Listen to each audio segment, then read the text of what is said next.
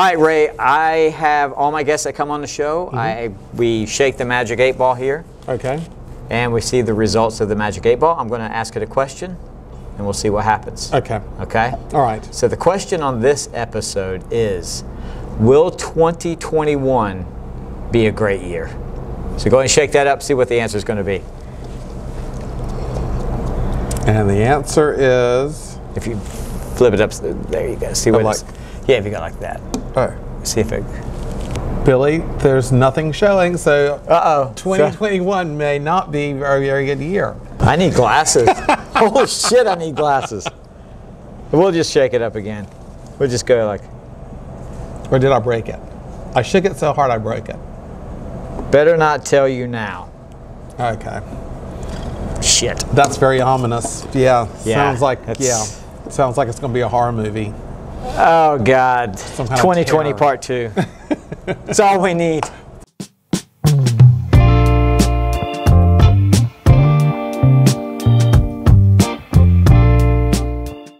What's up, guys? Welcome back to the channel. This is Mix and Tricks, and I am your host, Billy Hardy.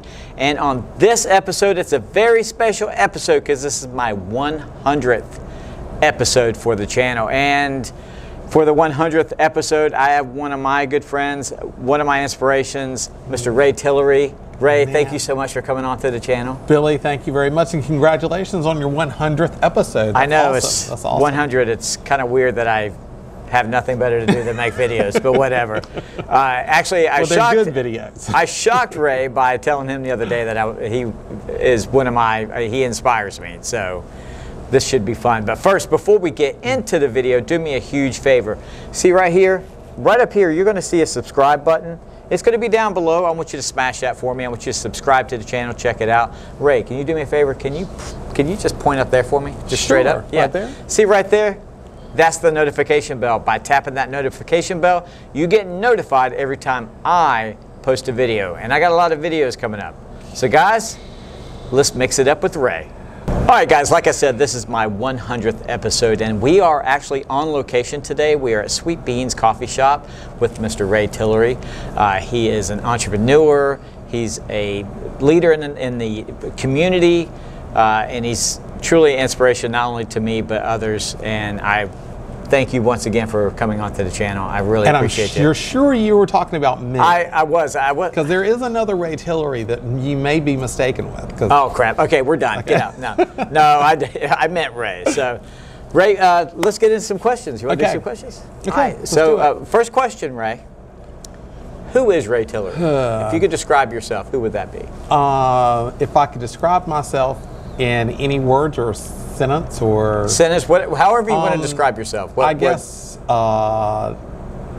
good, nice, loyal, gullible, a friend to all, someone who tries to see the good in everybody. Yeah, I do see that a lot. Yeah. I see that in you. I mean, I like, we were joking around earlier, but I don't think you've ever met a stranger. I have, but not for very long. Not very long. Not very long. Okay, so and that's one thing. I mean, when you walk into a room, you really do. People look at you and you light up a room. So. Well, I wouldn't say light up, but it gives you a bit. I mean, it does. That's your mentality. Yeah. That's who you are. Yeah. Well, in my eyes, and a couple thank you. Others, I appreciate that. I appreciate it. So, take us back growing up in the South. I mean, you know, being a black man, all that. Have you had any problems? I would have to say, and I've had this question asked many times, I would have to say that I grew up here in Moorhead in kind of like the Andy Griffith Opie kind of like life. My father's family's from here, well-known established family forever, and so I kind of grew up with everybody knowing who I was.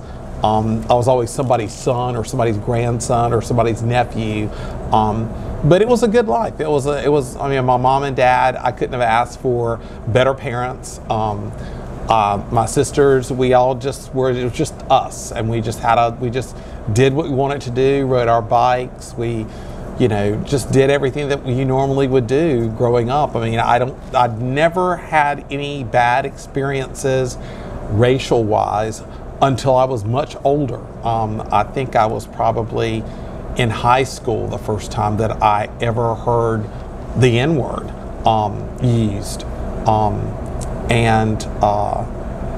Do you think that has something to do with like you become more aware as you get older? Because I think it was because I never heard the word really used. I knew the word existed, but it was a word that was not spoken in our home and was not tolerated. So to have somebody use that word to me at that age was a little unnerving. Yeah. And so it was a little unnerving for me. But it was, you know, it was something that, you know, it was a lesson learned. It was a life lesson. Because I personally, I think growing up, I didn't see any. I mean, I'm sure it was there. Yeah. Because I grew up. And I'm sure it was there too, but it was never expressed. It was never expressed. It was never something that was blatant as this particular incident was. Actually, yeah, as this particular incident was. It was the most blatant that I had ever experienced. Yeah, because I didn't even, like you, I didn't even know what the word was. Yeah. It was never preached in our house, even though I grew up in South Carolina, and then the rest of my life here, I just wasn't my thing until I got older and had that. So it's pretty interesting the way that you kind of get formed into that. Yeah, but I mean, I think, you know, for me growing up, for me during that time frame, it was a perfect storm of a time frame because it was as a child, I saw nothing wrong. I saw no bad things. Nothing bad ever happened to me. We knew everybody. Everybody knew us.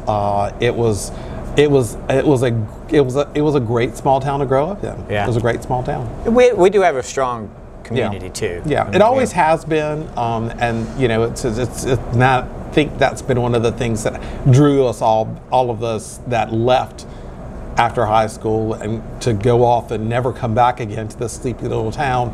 It kind of drew us all back in our own ways. It's true, because I have girls that are off at college now, and they're like, oh, I just can't wait to get out of Moorhead. Yeah. Now they're older, and they're like, I just want to come home. I want to come home. Right. You know, Yeah. It's like, It's home is where the heart is. Yeah, it is. I mean, well, it was different for us too in my years growing up because, like, Labor Day weekend was literally the last weekend that anything happened here. It was like Labor Day Monday, the streets rolled up, and it was doom and gloom until Easter weekend. Yeah. And then everything unrolled and everything, you know, was fun and everything was right in the world. But for those months between September and April, it was a deadly ghost town. Very cold, very long. Very boring times. Very boring time. Yeah, especially when you were a young kid and you couldn't go out and do anything. It was just, you know, no bike riding, no running around the streets, nothing like that. Just sitting. Just sitting at home or going to a school function or going to, for me, my aunt's house. My cousins lived here. I had some cousins that lived here, so I'd spent a lot of time with them too as well. Sweet. All right, Ray. So I said earlier in the video that you've inspired me, you know, and others, but who inspires Ray? God, that's a big question. I don't think that there are many people. I will have to say there are many people in this community that inspire me, and I feel like are an inspiration to everybody here. People like Mary Ann Holland, who was my second grade teacher, who's still here, beloved by many, an inspiration because she's got so much energy. You've got some Dexter Williams is somebody that who I've had on the channel. Yeah, he never ceases to amaze me. He is truly an inspiration to everybody. Dexter's one of those people that when you're done talking to him, you feel like you can accomplish anything. Dexter comes in and he makes me feel like I'm the best thing under the sun. When he leaves, I feel like I can literally walk on air. I mean, that's how great he makes me feel. His wife Shannon does the same thing. It's crazy. I don't think any one person inspires me. I think, to me, inspiration comes from the community in which you live. Yeah. The people on a whole, your life experiences will inspire you. I'm inspired by the people and the situations that I have that I've walked through. I remember growing up, my mom was charged with when the HUD program first came out. She was charged with going around and in the community and finding homes that would benefit from this grant program, this block grant program. And it was during the summer. My mom taught school, so it was during the summer when she was off. And we walked the neighborhoods and went to different homes, and me and my sisters went with her. And one of the reasons why she wanted us to go was because she wanted us to see how fortunate we were and how grateful we should be for what we have. That's because there are awesome. others that are not as fortunate, could have more, but have less. And we need to be appreciative of that. That was a life lesson that I learned from her, and I try to live by, because everybody that you come in contact with, there is something that you can learn from them. They may not have as much as you, they may have more than you, but still, whatever they can bring into that circle, into that encounter, is a lesson that could inspire you to be a better person. And I think on this channel, the whole premise behind this, I think everybody has a story. Yeah, everybody. I mean, Everyone everybody has got a story. and you never know. And you can learn and get inspirations from pretty much anyway. Even The garbage man or the president, you're going to get. Even disasters have an inspiring message behind it. I mean, we all are experiencing and have walked through this COVID pandemic. Yeah. And I'm just thinking about it, I'm thinking about another person that everybody kind of knows, well, everybody does know, but Diane Pogue. She and her husband had the Captain Bills for many years. And when this first happened, I ran into her at the grocery store, and it was before, you couldn't, it was just after they said you can't touch, you can't hug, you can't shake hands and things. Well, I love her. She's just the best thing under the sun to me. And she saw me in the grocery store, and she gave me this big old hug, and we talked about how this pandemic was going to affect people. And it was one of those situations where, the lesson that we could all take from that would be, we were all in a moment's notice put on hold, and everything stopped. It could have been, for some, it was okay, my life really is not going to change. I really don't have a whole lot, so I'm not losing anything. Right. But then for others, I have all this, and I have no way of keeping it up. So what am I going to do? How am I going to do? What am I going to do with my life? Well, the lesson learned from that is maybe you don't have to have everything, because the more you have, the more it takes to maintain it. But if you have just enough, if you have enough to make you comfortable, then that's okay too. But because I think with COVID, I think it's in an odd way. I think God puts obstacles in our way, right, just so we can get out of our normalcy. Right. And I think this is kind of what, because for me personally, I'm kind of like was in a dead end.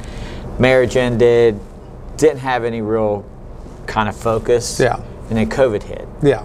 And I think it was him saying, all right, Billy, it's time for you to get. Like a reboot. Right. Yeah. It's like, okay, you can either sink or swim. Yeah. But I know you're going to swim.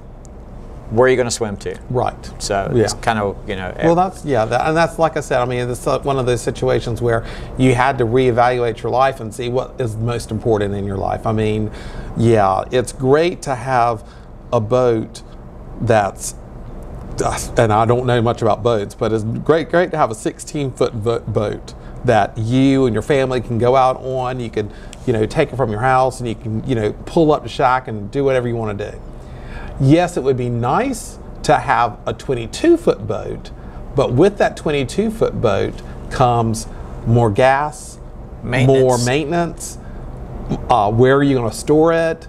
You know, more people that want to get in your boat that you probably don't even like. Yeah, and so you have to wonder, can I maintain that, or was that 16-foot boat just good enough for me? It was paid off. I knew what kind of gas I could put in it. You know, that kind of stuff. Yeah. So it was a way to reevaluate yourself, relook at your values, and see what was the most important. Yeah. Was this really important, or can I do without and just be happy?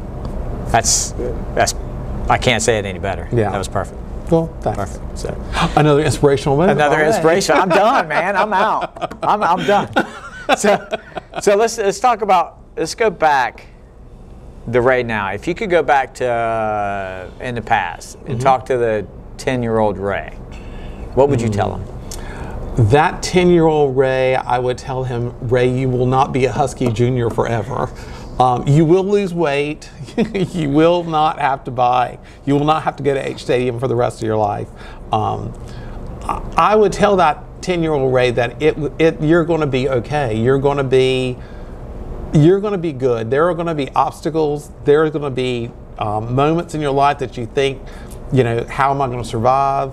But you will, because of the way your parents are raising you, the way you are nurtured, the way that the community has done what the community has done for you. You're going to be fine. You're going to be okay.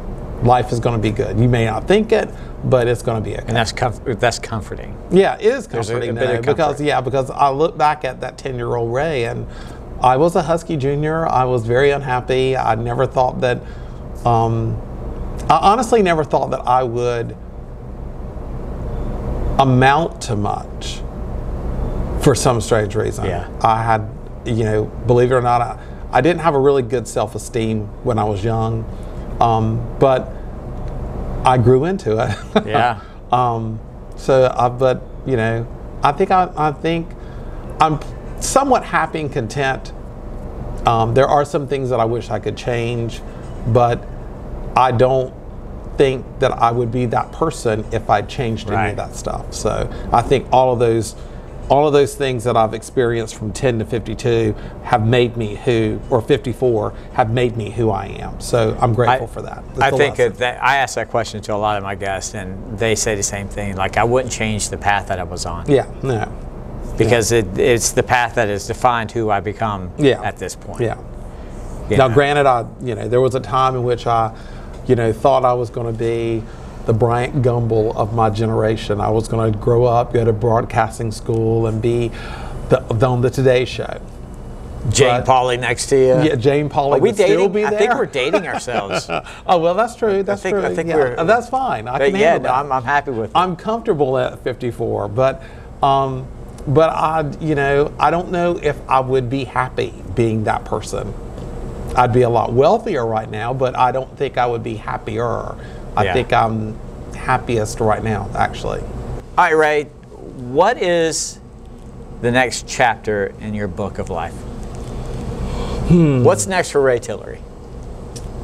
Well, right now, the next chapter is to bring my cholesterol level down and to get better physically fit. That's my next chapter. So, other than that, the book is unfinished. I can't even begin to say what I want to do because I've sort of kind of lived my life as each day happens. I don't plan too far in advance because then I won't be disappointed when it doesn't happen. Yeah. So I just have to, my chapters are written day by day, page by page, sentence by sentence. Live by the seat of your pants. Basically, yeah. Can we get another metaphor in? I don't know. I think I can, but I can't think about it right now. All right, we'll think about it later. I'm not inspired right now to Oh, think of gosh, something. here we go. All right, Ray, this is the portion of the video we're going to take some shots. All right, let's do it. Okay, so basically... Are we talking shots? Or? We're talking this or that shots. Okay, so, come to my bar this weekend. We'll take shots. I'll drink my coffee, never mind. Okay. All right, so basically I just ask you this questions, this or that, and you just... First thing that pops in your head. Okay. Okay, so would you rather have ice cream or cake? Ice cream. Would you rather have the ability to fly or to be invisible? Fly. Would you rather go to the beach or to the mountains? I think I'd rather go to the mountains because I've never been. I go to the beach all the time. If you could sit for 10 minutes and talk to one person, would it be Nelson Mandela or Martin Luther King? Can I have 5 minutes with both? Nope. 10 minutes. I would want to talk to Martin Luther King, I think. I think I'd want to talk to him. Yeah. Yeah. Yeah, that would be tough for me. Yeah. Because I would, Martin Luther King was just such a big, I mean, just game changer in the American. Yeah. I would history. just want to talk to him to see if he could tell me how it was, how he did what he did, how he was able to, you know, change a nation. He never set out to do that, but it just happened. Yeah. And, you know, with all the obstacles that were in his way, he never faltered. I'm sure he probably behind closed doors probably said, why am I doing this? But you never saw it. But you never saw it. I mean, on the videos. I mean, you know, to have people, you know, do the things they did to him and abuse and, you know, and just try to block him every way, but he just kept forging on by. I mean, he's kind of like, you know, another person that, you know, you didn't ask me about, but I would like to spend 5 minutes with is the late John Lewis. Oh, yeah. I would love to sit and talk to him for longer than 10 minutes. It'd have to be like that would be a dinner party. Yeah. Like one of those kind of, who would you want to sit with for a dinner party with? Right, six people? He would be one of those 6 people. Yeah. Yeah, that was, and, you know, all politics aside, you know, he's one that I would definitely want to talk to. Oh, yeah. As well, because of just the stories he would have. Last one. Would you rather crash on the couch or crash in the recliner? Couch. Couch. Yeah, couch definitely. Especially my couch is very comfortable. Yeah. Everyone that comes over to my house or to my condo, they're like, God, it's just sit back. Yeah, because if you crash in a recliner, then you've got to get up and move and once I'm done, I'm done. Nothing wrong with that. All right, shots are over. All right, God, shots that was quick. are over. That was painless. I know, it was easy. And I survived the shots. You survived. All right, Ray, last question. When you're gone from this earth, and you've gone to heaven, but before you left... That's where I'm thinking about going. You know, we're trying. We're trying. If we don't get there, we'll just go to hell and party with our friends. I'll be in limbo somewhere. So, but before you die, you write down 3 words, you put it in a time capsule, and 100 years passes, and they open the time capsule. What are those 3 words that you would put, that you would write down, that you would want people to remember you by or to get something out of? Loyal would be 1.